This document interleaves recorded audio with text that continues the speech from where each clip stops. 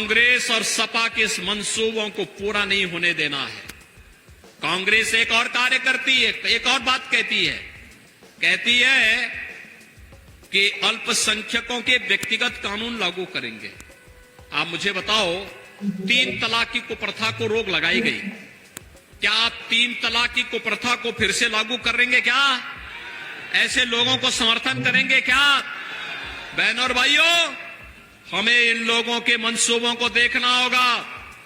देश के अंदर तालिबानीकरण, देश के अंदर माओवादी अपसंस्कृति को ये लोग जबरन थोपने का प्रयास करेंगे, और इससे पहले कि इनके मंसूबे सफल हो, अपने वोट की ताकत से इनको सही जगह पहुंचा देने की आवश्यकता है। और इसीलिए आज हम सब आपके बीच आए हैं। भारतीय जनता पार्टी इस चुनाव में आपके पास आई है। आपने देखा होगा, भारतीय जनता पार्टी ने जो कहा था करके दिखा दिया। भारतीय जनसंघ के समय से भारतीय जनता पार्टी के कार्यकर्ता एक ही नारा लगाता था, जहां हुए बलिदान मुखर्जी व कश्मीर, जहां हुए बलिदान मुखर्जी व कश्मीर हमारा है। और इसके लिए भारतीय जनता पार्टी ने नारा दिया था, एक देश में 2 प्रधान, 2 विधान, 2 निशान नहीं चलेंगे, नहीं चलेंगे। और भारतीय जनता पार्टी ने इस बात को कहा है, कश्मीर में धारा 370 हटाया है, आतंकवाद की ताबूत में अंतिम कील ठोका है। अब इस देश में समान नागरिक कानून भी देश के अंदर, पूरे देश के अंदर लागू करके रहेंगे। यह भारतीय जनता पार्टी आश्वासन देने के लिए आई है। 2 प्रधान, 2 विधान, 2 निशान नहीं चलेंगे, ये भारतीय जनता पार्टी आश्वासन देने के लिए आई है। भारतीय जनता पार्टी ने किया है और करेगी।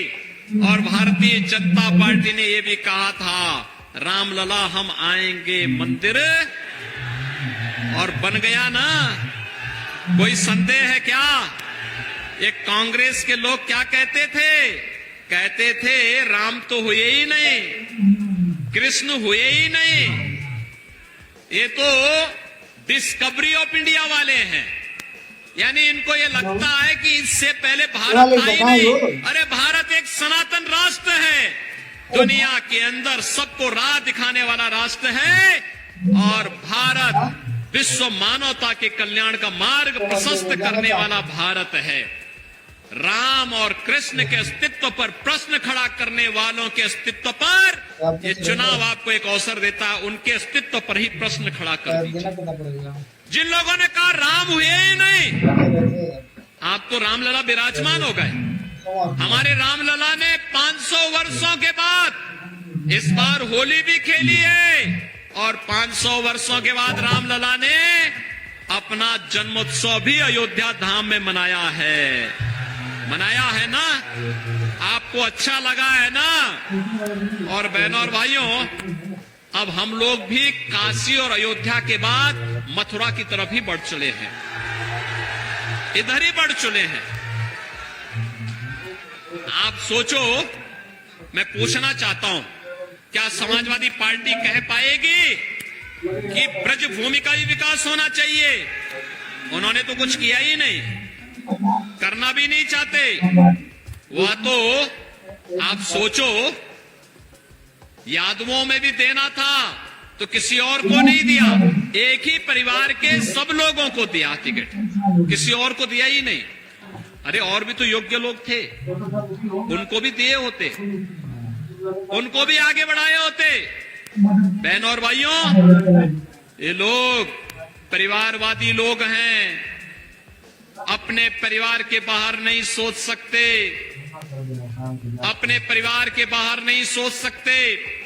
परिवारवाद के नाम पर जाति को ये लोग बदनाम करते हैं, सामाजिक ताने बाने को छिन्न भिन्न करते हैं, समाज और देश की सुरक्षा के साथ खिलवाड़ करते हैं, गरीबों के हकों पर डकैती डालते हैं, किसान को आत्महत्या करने के लिए मजबूर करते हैं, नौजवान को प्लान करने के लिए मजबूर करते हैं, व्यापारी को लूटने का काम करते हैं। भारतीय जनता पार्टी इसको स्वीकार नहीं कर सकती है। नौजवान के भविष्य के साथ खिलवाड़ करने वाले को हम लोग उसकी सही जगह पहुंचाने का काम करते हैं। और आपने देखा होगा, इन लोगों को किसी गरीब के साथ कोई सहानुभूति नहीं है। समाजवादी पार्टी और कांग्रेस के लोगों की गरीब के साथ सहानुभूति नहीं है। इनकी सहानुभूति तो माफिया के साथ में है। और माफिया के लिए कैसे फतिया ये लोग पढ़ते हैं।